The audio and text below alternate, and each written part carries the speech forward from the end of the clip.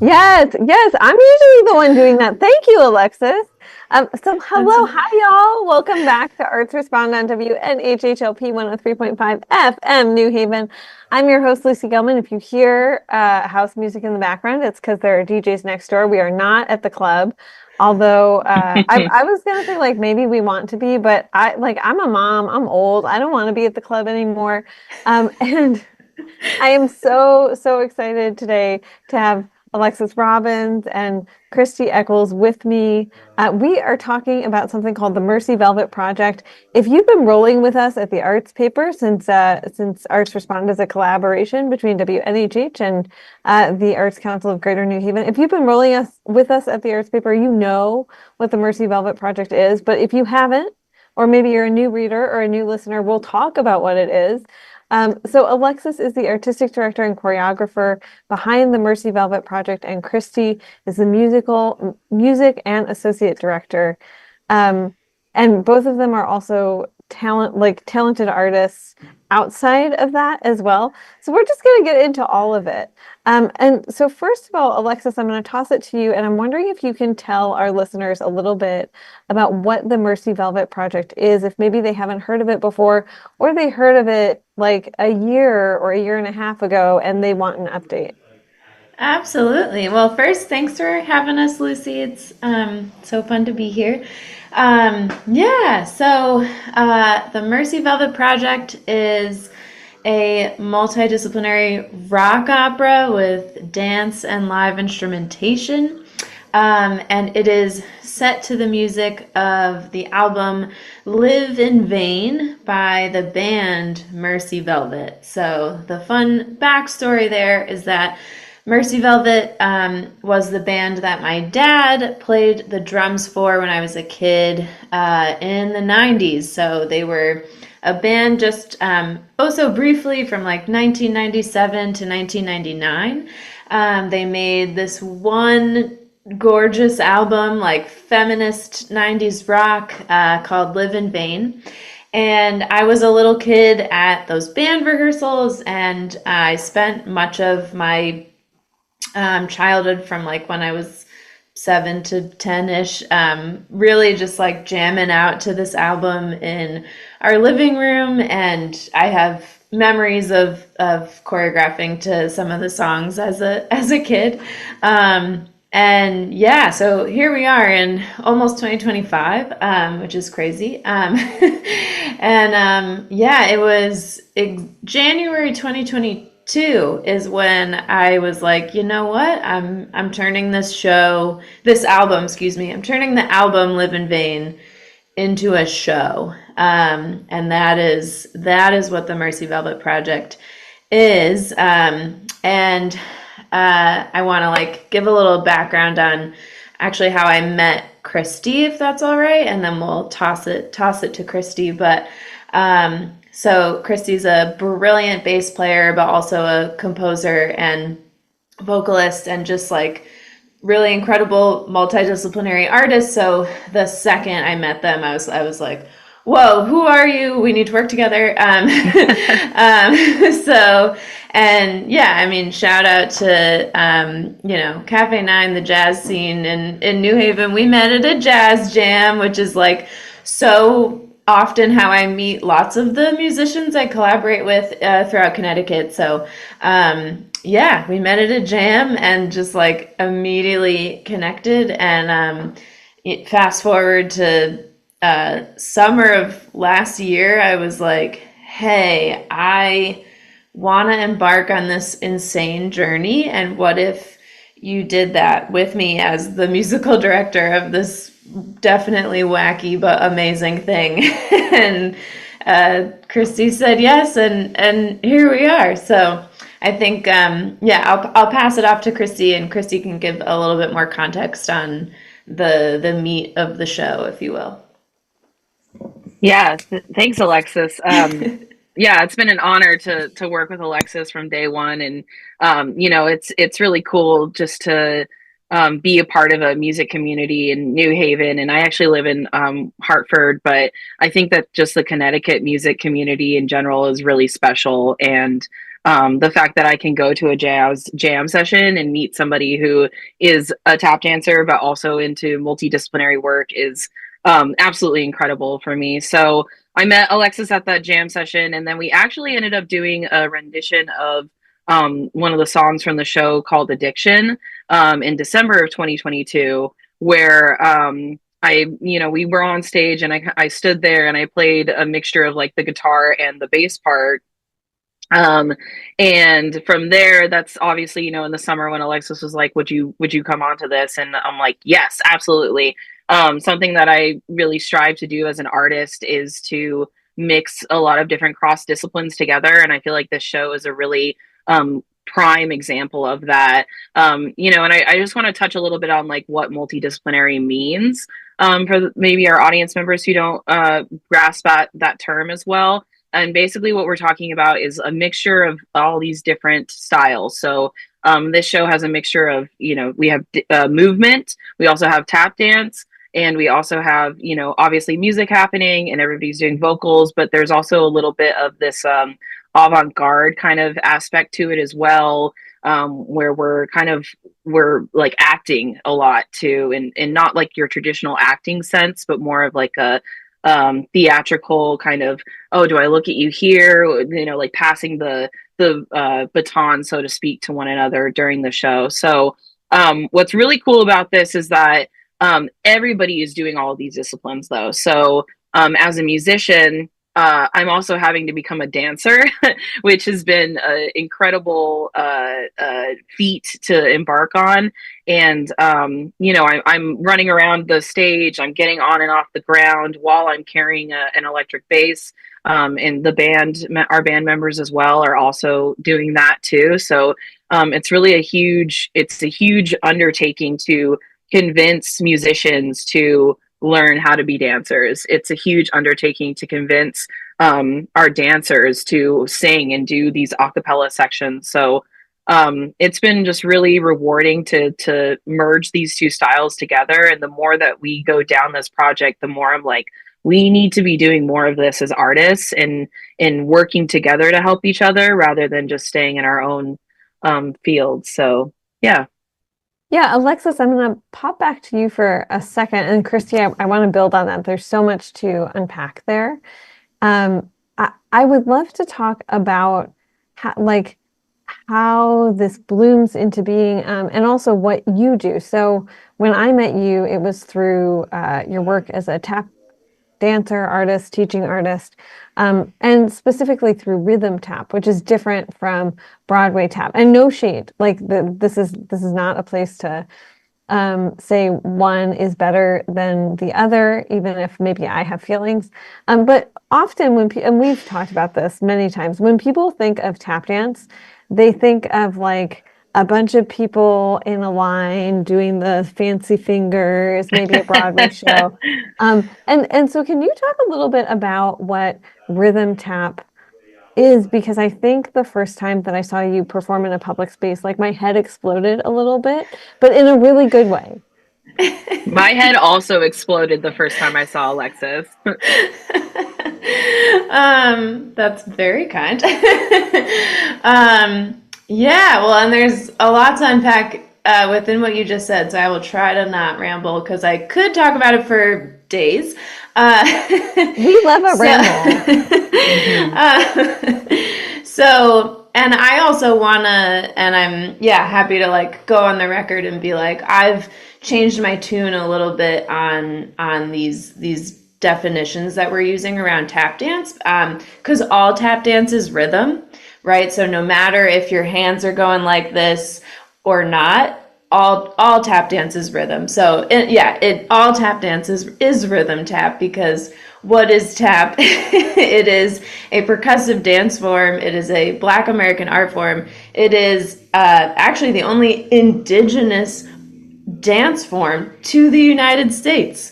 And it is based in rhythm. It is based in swing. And yeah, so anyways, all tap dance is rhythm tap, but we've certainly like kind of started to do that in terms of choosing to give it these various definitions. But yeah, they're just stylistic choices. They're just aesthetic choices. And none of them are wrong, and even though we can love some more than others for sure, and I share that bias. But so yeah, I mean, I do this because of my mentors and because of the jazz and tap masters that I've studied. But approaching it as music, so not necessarily. And this is where things get sticky and challenging, especially when folks go, "Oh, I want to take a tap class. That'll be so easy," and then they're like, "Oh my God, this is so hard," and I'm like, "I know." But that it is truly two things at the same time. Like, it is a musical form. And right, so like when I'm tap dancing, I'm not thinking about steps. I'm thinking goom gat like I'm singing percussive rhythms in my head the same way a drummer does, right? The same way any instrumentalist does, right? Or I'm singing a melody in my head, right? Whether it be All of Me or whatever melody we all know, and that melody's playing, and then I'm improvising a rhythm on top of it. So, anyways, to maybe come back and make a point. I mean, this is why I think tap dance is one of the greatest things on planet Earth. It is both a musical form and a dance form, and it is therefore very hard because of that. When the physicality of it is so difficult, because it's basically asking, like, how can I most efficiently shift my weight very, very quickly so that I can sing, but like with my feet. So yeah, there's just so much happening at once, and that can be like just hard to grasp for a lot of folks. And so yeah, and then this is a whole other lecture, maybe for a different day, but like we can go down a different but related rabbit hole of like why people think tap dance is just this, or why people think it's easy, right? Which is unfortunately deeply rooted in racism and minstrelsy and the reality of how the art form was born, right? So there's so many misconceptions about the art form that is, to put simply, just rooted in racism. But yeah, it's magical. Tap dance is magic. It's music, it's dance, and it allows me and my collaborators, and it allows us to communicate with each other in a way that is so special. And it allows me to, like, Christie is not a tap dancer, but Christie and I are making music together, and we're communicating, and we understand each other, even though we're like, I don't know how to play the bass, but like Christie and I can have musical conversations that make sense. We can improvise together, we can riff off each other, we can sing together, and like literally and or metaphorically. So it's just, yeah, like tap dance, it is dancing, and it is really physically hard, but it is first and foremost music, and that's what makes it so special, and that's what we're using it, right? Like we're using it as a one of our modes of music making and storytelling. So in the Mercy Velvet Project, tap dance is the percussion, and then for me, there's this added layer of like, this family legacy, like just feeling about, my dad having been the drummer, and now what I've done quite literally is transcribe the drums into tap dance. So like those original drum parts are in what we're playing, but then of course I've added like a lot of polyrhythms and choreography on top of that. But so our percussion has gotten more complicated, but therefore it's very cool. But those original parts are there.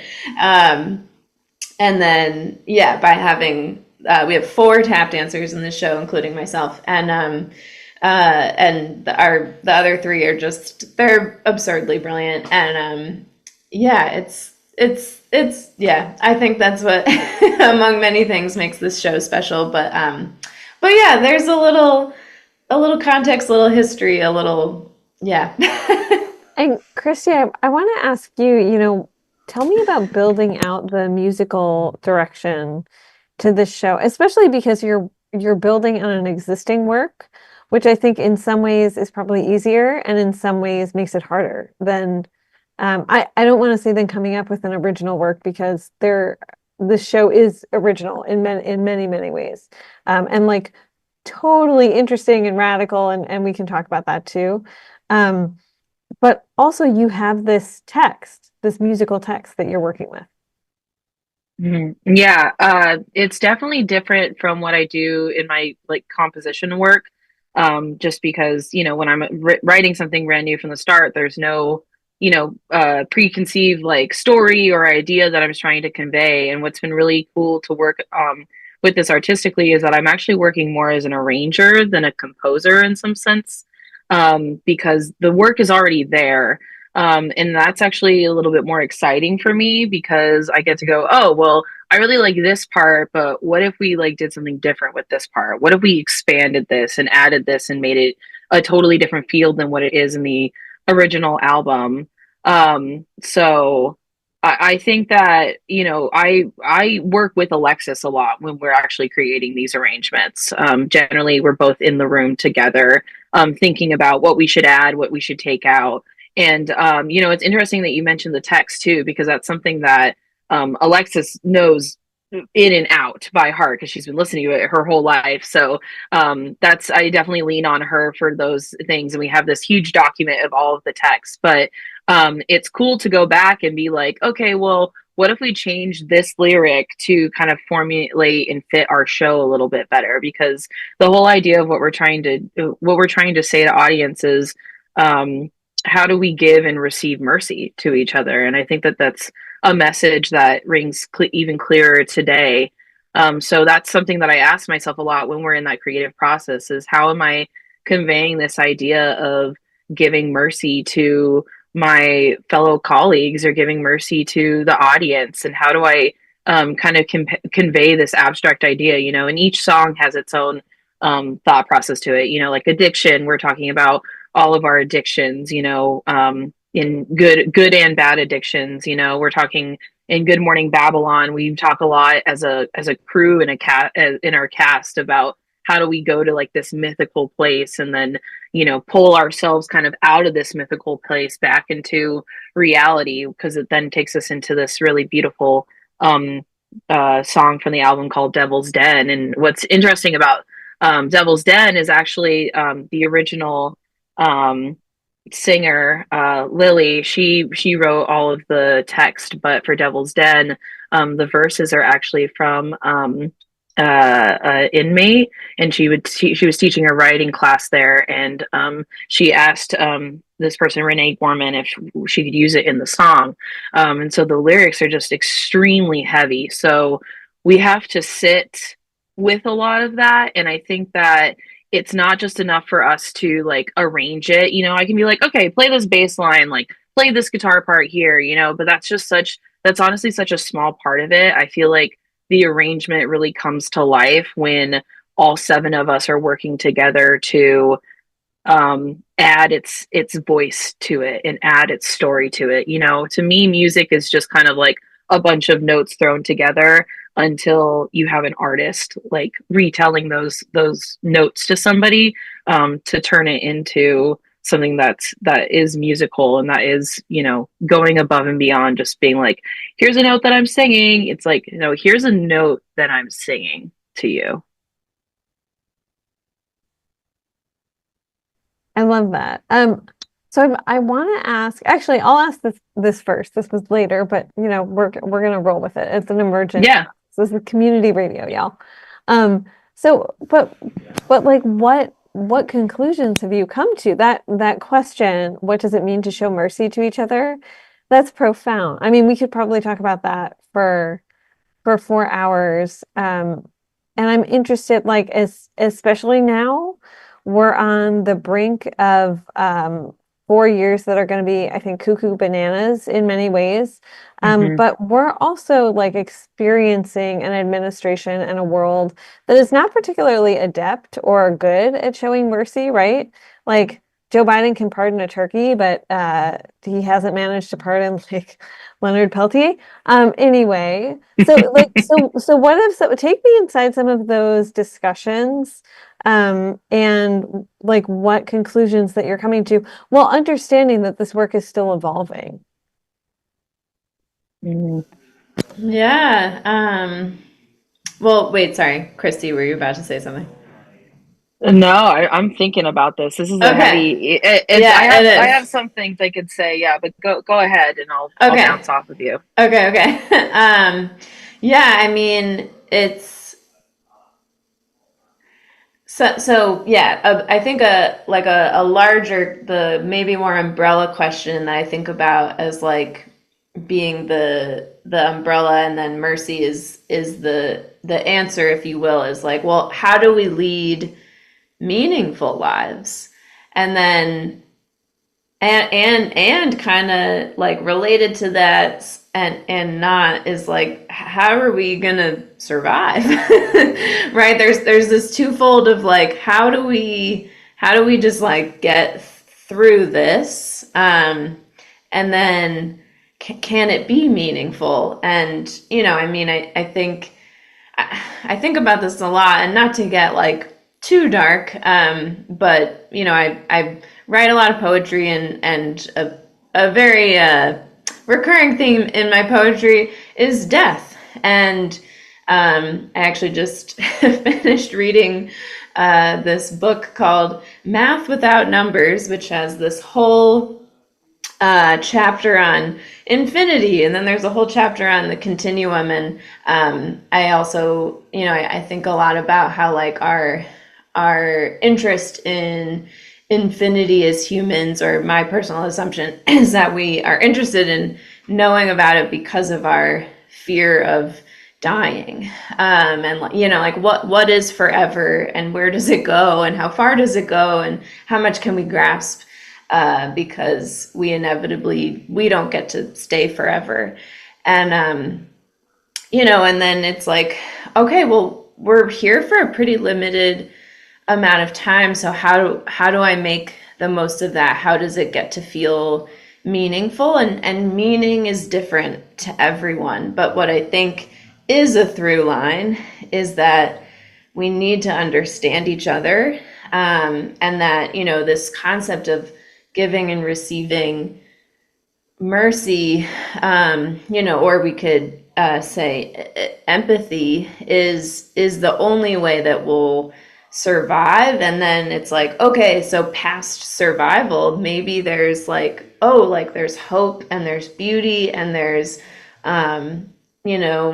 we the mythical place that Christie was referring to. I'm like, well, what if it wasn't mythical, that everyone could just be themselves, and that everyone could have equal rights and access to all of our basic needs, but more than just our basic needs, right? Like basic needs is survival, and then, well, what's past survival? I think that's where we like find meaning.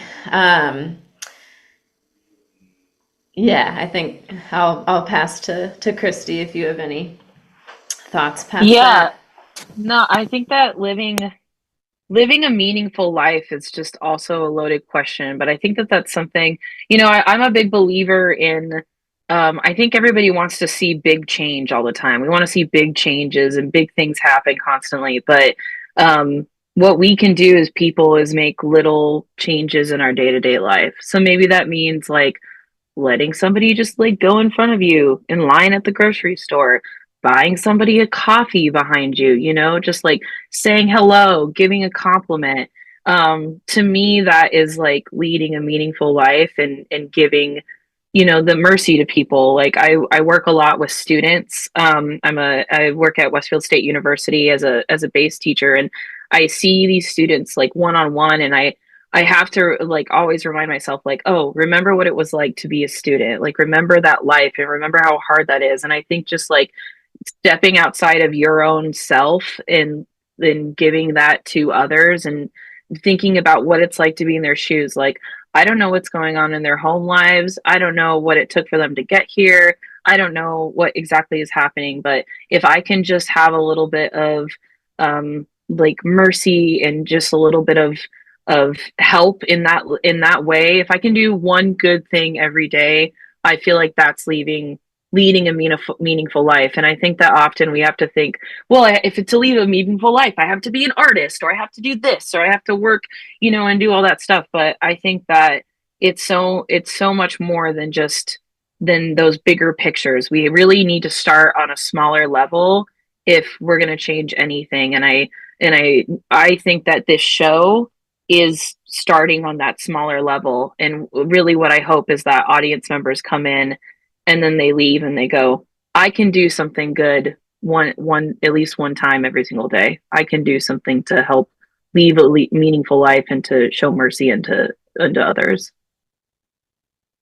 Yeah. Well, I have more questions to come, but I'm just going to remind people if they're just popping in with us, this is Arts Respond on WNHHLP 103.5 FM New Haven. I'm your host, Lucy Gellman, and today I am with Alexis Robbins and Christie Echols.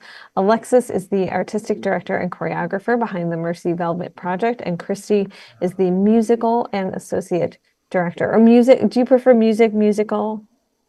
Music Your director strong is fine. feelings? Great. Yeah. Okay, cool. I also want to talk about the fact that this, like, okay, so Alexis, I think you said, like people having basic human rights seems like a pretty low bar, but we're Yeah. not there. We're not there in this country. We're not there globally. Like the whole Yeah. world is shifting to the right, but that's a whole other radio show. Um, and I want to talk about the fact that you are in the show centering a queer and femme cast. And I think in the arts, like I remember someone told me somewhat recently, like that we were over sexism in the arts, and I thought I was going to smack them. I didn't because I don't believe Wow. in violence. So please, if anyone is listening to this, this is not advocating for violence. If someone says something you disagree with, please politely explain why you disagree with them. Words are the answer. Discussion is the answer.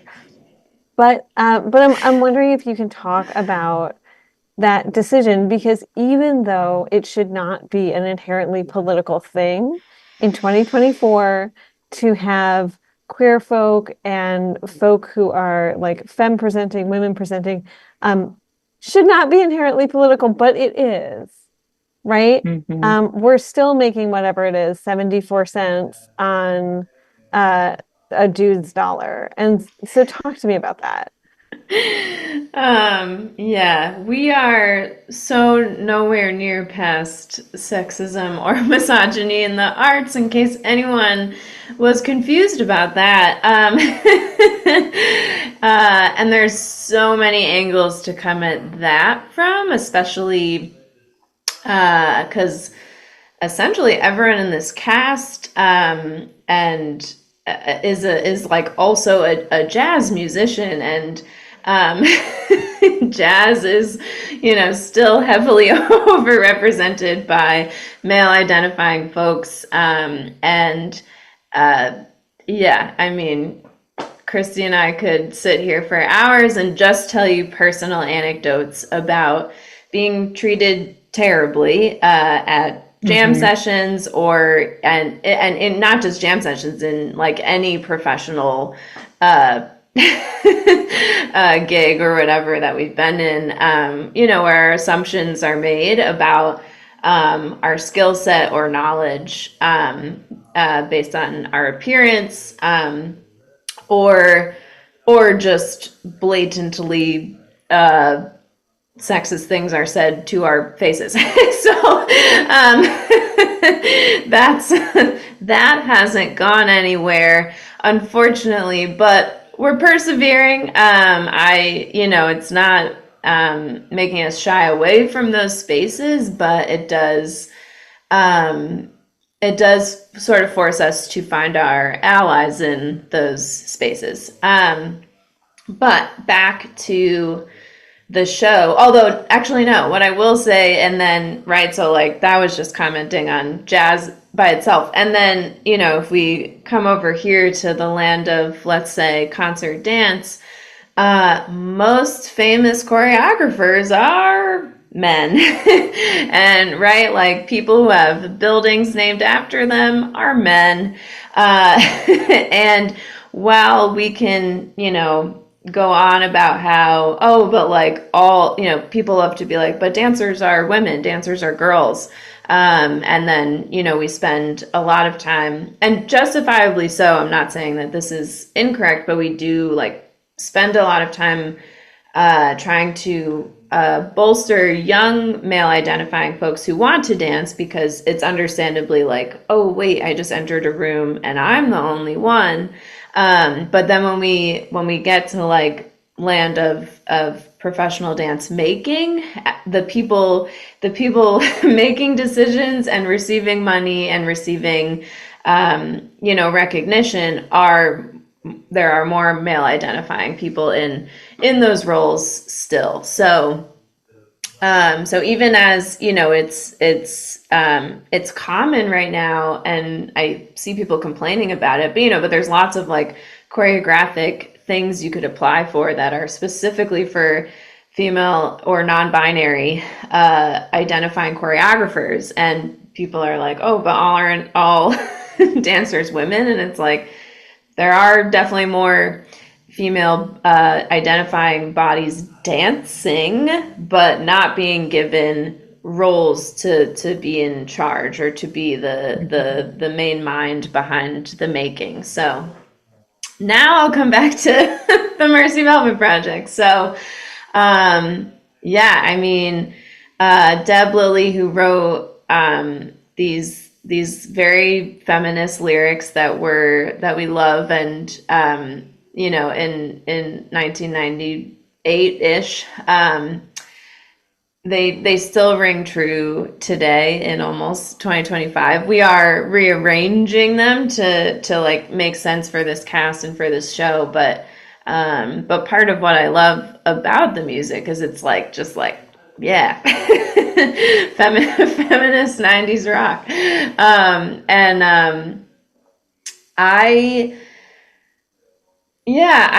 don't know.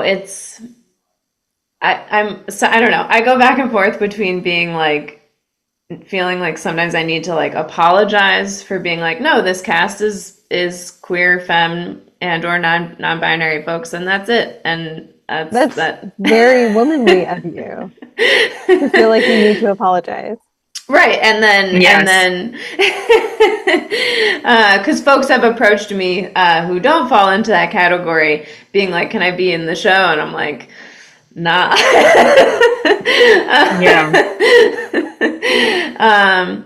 And it's, this cast particularly, like, literally so, has become a family within this past year, because we're just spending so much time together and like making art and having heavy conversations about everyone in their own time has defined to them what it means to give and receive mercy to others, and how they're interpreting these lyrics, and how we all feel as we like traverse from song to song. But yeah, I don't know. It just feels right. Like, this is what I want to do. And that's that.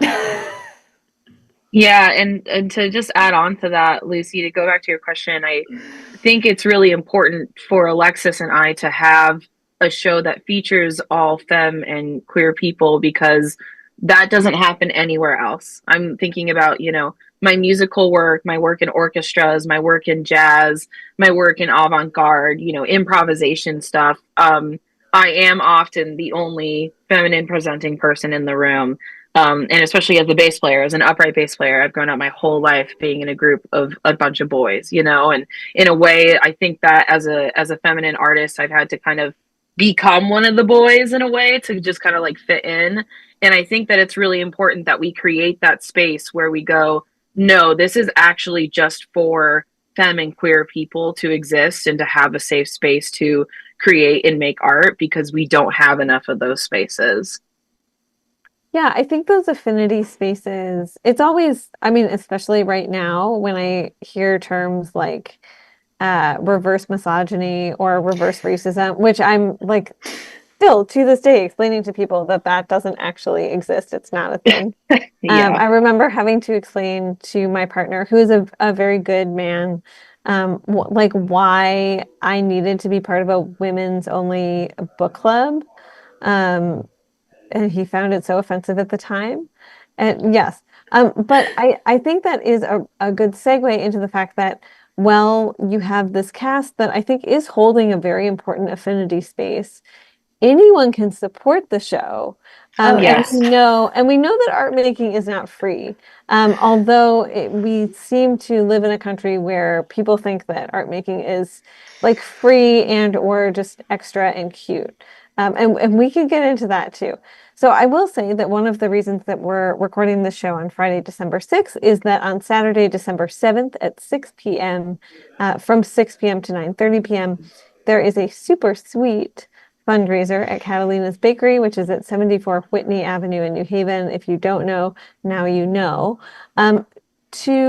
Y'all will be talking about the Mercy Velvet Project. Y'all will be performing an excerpt from it. Um, Tell me a little bit about that. And then I do want to hold some space just for talking about the fact that like art is not free. Because I think often artists are told like, well, I'm giving you exposure, or you're told by someone, well, I don't want to pay whatever it is, $50 for a ticket or $80 for a ticket. And they're not thinking of the cost or over or under that. They're not thinking of the cost of the labor that has gone into that. Yes. Yes. Yeah, so come on out if you're just hearing about it tomorrow. Yeah, Catalina's Bakery. If you haven't been, she's got the best cupcakes. We know it. We know it. And I Hmm. learned recently she was also one of the first people to like have gluten-free vegan cupcakes as well. So, She has anyways, Nice. dog treats too. Don't bring your dogs to this fundraiser, please. no. But No. she does carry dog treats if y'all are interested. Yeah, she is everything, and we are. So, anyways, brief shout out to Catalina. Thank you so much. Yeah, she's an amazing supporter of this work and of art in New Haven. So, um, where to start? Yeah, I'll briefly describe what we're doing tomorrow, and then we can get into the whole art's not free because it's not. It's so expensive. It's so expensive. Which Um, is why we have this fundraiser tomorrow, which is why you should come. Yes. So tickets are $50. It is a fundraiser. There is no ifs ands or buts to that ticket price. But your money is supporting this project. And it will go very far. So yeah, from 6 to 9:30 p.m. we are partying at Catalina's. It's truly a party. Like this is if you want to get to know us with some wine in your hand and a cupcake in the other hand, like this is the time to come really like network with us, like and talk to us about the work and learn all the details that there isn't enough time to share on various radio shows. But yeah, we're gonna be hanging out. There's my very good friend Kelly is bringing savory food. So there's real food, there's all the bakery sweets, so you'll be fed. We got beer, we got wine, we got non-alcoholic beer, we got seltzer, we got soda. We're gonna be playing tunes, and then we have a silent auction, which go to our Facebook event or the ticket link where you can read all the silent auction items. But I'll just quickly say there's something for everyone in the silent auction. There's yoga classes, there's personal training, there's yarn, there's consulting, there's voice lessons, there's a private concert with Christie Echols. Like it's truly like it's all the things you could ever need in life are in this silent auction. But on top of that, if you have yet to like witness any of this work, we are doing a 20-minute excerpt from the show with a partial cast in the corner of the bakery. So, I mean, what could be better? Yeah, food, drinks, live music, performance, and networking. So that's what the vibe is tomorrow, and we're so excited. Yeah.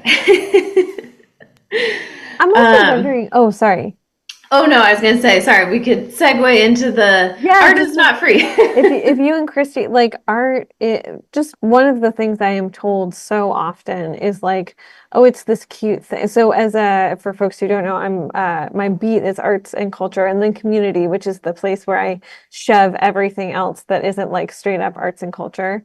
And people are like, oh, that's cute. Your job must be so fun. And it is fun and joyful. And it's still labor. And I'm often covering people who are like working their asses off, right? And usually doing like anywhere from 2 to 25 side hustles. That's not an exaggeration to make their artwork. Yeah, yes. We're hustling. And yeah, Christy, if there's anyone that hustles, it's Christy Echols, let me tell you. Yeah, I have no joke, I have 10 different jobs. Yeah, so we are professional artists. We are exceptional at what we do, and we are exceptional because we've spent most of our lives training, and we still are, we're always studying, we're always learning, and all of us are also educators in our various fields. And we work our asses off, and our work is real labor. It is not like a fun side. This is not a fun side gig. This is our lives. These are our livelihoods. This is real life. This is real labor. You don't get to, go see something and then be like, oh, that was nice, and walk away and not pay for it. Which is a very American thing to be like, oh, shows should be free. And it's also a weirdly Connecticut thing, oh, I got a grant, so I got to give it away for free. It's like, what? So no, it's so expensive. To just, full transparency, like, our collaborators make $20 an hour for all rehearsal hours. So there's 7 of us. If we rehearse, which we do for about 6 to 8 hours, we have 6 to 8 hour long rehearsals. And when we get together, we do that for a minimum of 2 days, right? Because what's also needed for this type of high quality performance is deep work, right? Like, we get together and like spend time warming up, and then we spend time thinking about ideas, and then we're doing this, and it's hard physical, mental labor. And we'll do that for, what's 8 plus 8, 16 hours. So, do that times 7 times 20. We're talking about thousands of dollars for 2 days of rehearsal. So, and that's just 2 days of rehearsal, right? Like, we need to compensate folks for performance, which should never be less than $500 a performance. Again, it's real labor. And these numbers, quite frankly, are low, right? Like, I wish I was paying folks way more than that. But there's also and this is a different rabbit hole, there's no hourly amount that will ever be correct, because the hourly system is a very capitalist way of thinking, and it's awful, but it's just, you know, how we have to function in our current system that doesn't allow artists, particularly in this country, to you know, just be salaried, right? Like that would be more ideal. So anyways, yeah, we are trying to raise more specific numbers. We're trying to raise $15,000 by the end of 2024. We have already raised $5,000 and have also received a small grant from the New England Foundation for the Arts. And we're trying to premiere this work in New Haven. Like I really want to show you all the whole thing, and I want to do it. We want to do it in New Haven. But to get just our current cast, like the barest minimum to make it to this premiere is $50,000. And that's, so tomorrow is, you know, part of a journey of working our asses off to raise that much money. And, you know, we of course are also applying for many grants and, you know, talking to individual donors and, you know, all that super fun stuff. But, you know, we have to be as diverse as possible in our fundraising, because that's reality. Christie, Yeah. hop in. Yeah, and then, you know, I'm thinking a little bit about what you said earlier, how like, oh, well, you're an artist, everything is like fun, right? And like, I would say 95% of my work is sitting in front of a computer, writing emails, talking to Alexis, planning things out, trying to figure out scheduling, you know, emailing radio stations so that we can talk to you guys and doing things like this. And that small 5% of when I actually get to make art and perform is like what keeps me going. So you're not just paying artists to like see us perform and do the thing that we have been working our entire lives to be able to do correctly. But you're paying us for like the time, you know, and Alexis was saying like the hourly system isn't really correct, because like I go to rehearsal and that's when we all rehearse together, but I also spend time outside of rehearsal learning everything, you know, and your time isn't compensated for that as an artist, and that's for any sort of performing arts show. So yeah, it's definitely it's hard to convince people, I think, to spend money on art, because I don't think that they always see the value in it. You know, they're like, oh, well, why would I spend money giving you this for like a show or a performance, you know? And I think to those people, I just want to say, this isn't, you know, again, we live in a very capitalistic society. So you're giving money to artists not to see like a tangible item. It's not for tangible, you know, item. Helping it's for helping me live. It's for helping me pay my rent and to continue to create work and make something that makes you feel something. You know, it's the tangible item, I guess, that you're getting is that you're coming into a space and you're experiencing kind of this outer worldly body show, and you're able to just kind of like forget about all the other stuff that's going on in your life for a little bit. And that's why you should give your money to our project, and that's why you should help us and should just be helping artists in general, because we're actually doing something much more special than giving you just a tangible object with your money. We're giving you something that is going to stay, hopefully, a part of your soul as long as you go on. So yeah, please, even if you can't come tomorrow, you can donate anytime at kamrdance.com. There's lots of different places and ways that you can donate. As Alexa says, you can give us straight up cash. We love cash. You can donate and get like a tax deduction. You can donate to our GoFundMe. But so again, if you cannot come tomorrow, I really want to just encourage everybody, especially after Giving Tuesday, even if you have $5, it helps. It helps us, and it's going towards a really great project and something that we hope to be doing for many years to come. Yeah, it's like the Bernie Sanders line. I forget what the amount was, but he said like his whole campaign was made on donations of something like $17.56. It was like, so So in our last minutes together, I want to finish with a question that I ask all artists who come on the show, which is, like you are putting so much work and effort and labor into this, in addition to your whole careers, right? And those like 10, literally 10 side hustles. So how do you practice self-care? Or are you not? Which is that's part of the discussion, right? Oh God. Ah.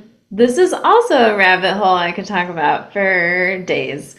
Um, I'm great at lecturing other people to take care of themselves.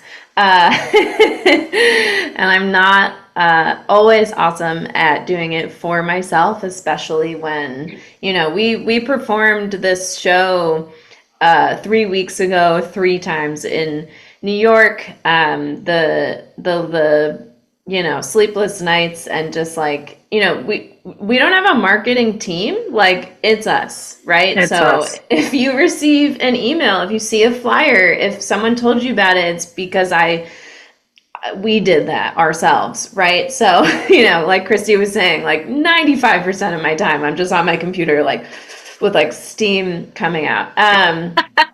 So, but I will say, because I want to be genuine in answering this question, that I do have methods of self-care that mean a lot to me, and that I'm not always great at doing, but I love to journal. I try to journal. I don't every day. That's a total lie. I try to like a few times a week. If I get it in twice a week, that feels nice. And then meditation is also something for me that's, especially within the past 2 years in particular, has become a larger part of my life. It's not something I do crazy often, but it's the few times I'm able to take those 15 to 20 minutes are really huge, because this, all of this work, I feel it in various parts of my body. Those kind of like that fight or flight response. It's like, everything can get super heightened, especially when we're going from one self-produced event to the next. So, anyways, I do genuinely do both of those things. Yeah. I think that self-care is something that I'm actually working on right now and trying to change. I am often a very big yes person. So somebody says something to me and I'm like, yes, I'll do that, even if I'm like stretching myself super thin. So the last few months, I've definitely been working on actively scheduling days where I do not book anything on those days. I don't take a gig. I don't work for anybody. I don't do anything. Like I just need to sit in my house on my couch and rot for a whole day. So I'm trying to be very selective about that. Another form of self care that I've been enjoying a lot lately is taking myself out on dates. So I'll like take myself to a fancy little cocktail place or shout out to Hot Pot. If anybody's ever gone, like I like to take myself to Hot Pot and I just like sit in silence and I sit and think with my thoughts and I enjoy my time, or maybe I go on a walk. But having those moments to myself, because I'm always giving as an artist, I feel like I'm always giving to other people and I want to continue to give. But I have to remind myself that I have to give to myself or else I won't have nothing left to give. So that's how I've been practicing my moments of self-care. And also, you know what? I'm going to be very transparent. I've recently started going to therapy, and that is also a form of self-care. And I highly recommend it for all artists. And I think that it's important to have that. And that hour a week has also been a little bit of self-care as well. Yes, I'm a big advocate for therapy. I think everyone should be in therapy. Right now, I'm between therapists and I feel that acutely. So thank you, Hmm. Christy, for reminding me that I need to make some calls this afternoon. Yes. I appreciate you. Um, this has been Arts Respond on WNHHLP 103.5 FM New Haven. We're going to get kicked off very soon. But I want to shout out Harry Droz, who is the man behind the magic. He's making this happen. Thank you, Harry. Alexis Robbins and Christie Echols have been my guests today. What just lovely humans you are. Thank you for spending time with me. And if you would like to perhaps see them tomorrow, you can in the Super Sweet fundraiser on Saturday, December 7th from 6 to 9:30 p.m. at Catalina's Bakery. If you don't know where Catalina's Bakery is, because I don't know, like you've been under a rock, it is at 74 Whitney Avenue in New Haven. It has like some of the best sweets in the city. Don't sleep on her Hungarian desserts if they're there. But experience some of this work. Talk to someone about dance and art and the role that it plays in your life and in these folks' lives. And have a great weekend. And stay warm, y'all. It's cold out. Connecticut finally decided it was winter. Thank you both so much for joining me. I appreciate you. Thank you, Lucy. Thank you can park for free at 425 Temple behind the building. Oh, yes. Okay. It's the P word. You brought up the P word, which is parking. Thank you. Someone's going to be so happy about that. Bye, y'all.